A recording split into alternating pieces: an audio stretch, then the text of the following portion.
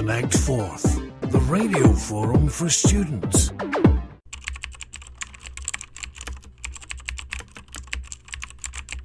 The average person has 5 social media accounts and spends around an hour and 40 minutes browsing these networks. That's a lot of time to be influenced.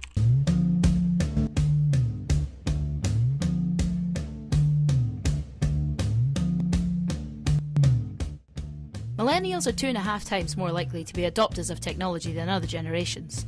In this digital age, is it fair to say that young people could be obsessed with social media? According to new analysis by Ipsos Mori, more young people turned out for the 2017 election than at any other point in the last 25 years. But what makes social media the grounds to share political opinion?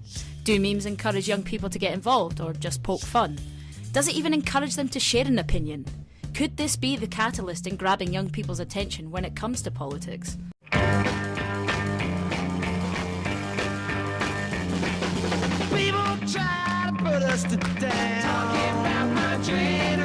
I spoke to ex-MSYP and ex-Highland Youth convener Anya Taylor for her experience with social media and what she used it for whilst in her roles. In Scottish Youth Parliament, we used it a lot to gain views from people all over our constituency area, because obviously you don't know every single person. It's hard to go out and meet them all in person. So using sort of particularly things like Twitter to raise awareness of campaigns and things that are on the go was really helpful.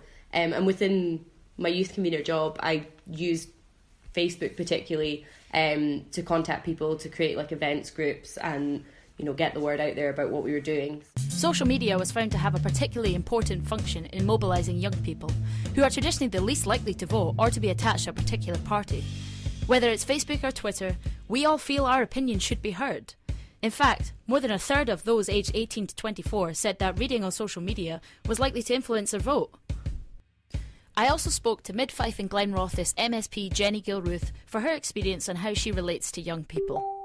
I'm still quite a relatively young politician myself, so I suppose there's a wee bit of that.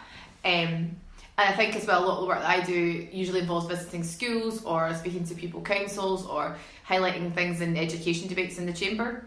And I was a teacher before I was elected, so I suppose naturally I've got an inclination to maybe want to talk to young people in a way that maybe others don't.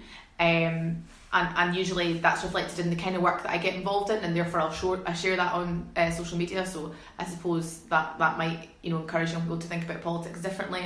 I asked some students from the Forth Valley College what it was about social media that grabbed their attention when it came to politics.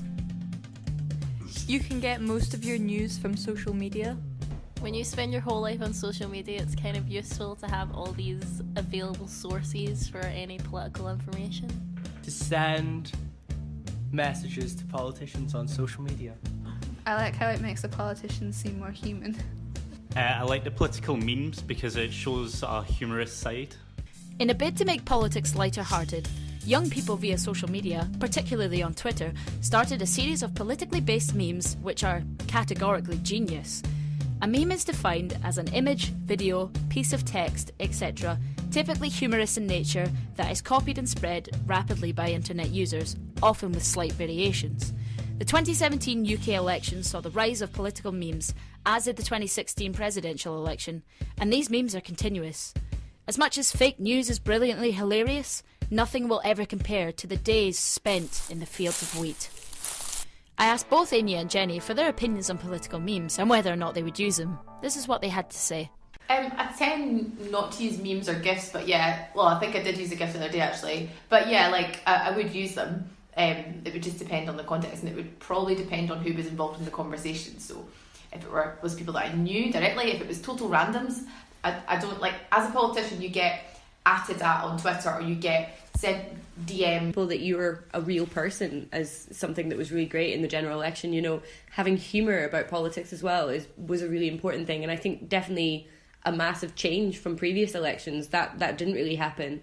I think a lot of people felt like they could relate to people like Jeremy Corbyn and some other politicians who did the same. So I thought that was really positive. As much as social media can be positive, I also asked Jenny Gilruth what kind of responses she receives online. People who just hit out and just, you know, will send you things and are angry. I've got to be honest, it doesn't often happen to me. It's happening a little bit more to me now for a different reason, but yeah, I think in the main it's pretty positive stuff, and you'll get random people contact you sometimes with nice things as much as they will with bad things. 57% of young people admit they have received abusive comments online. Whether it's political or not, it seems having any form of opinion will cause debate online. From advertising, minimal privacy, and the amount of fake news online, can the youth of today really be confident in their own opinion? Or is an online dominant society fooling them into it?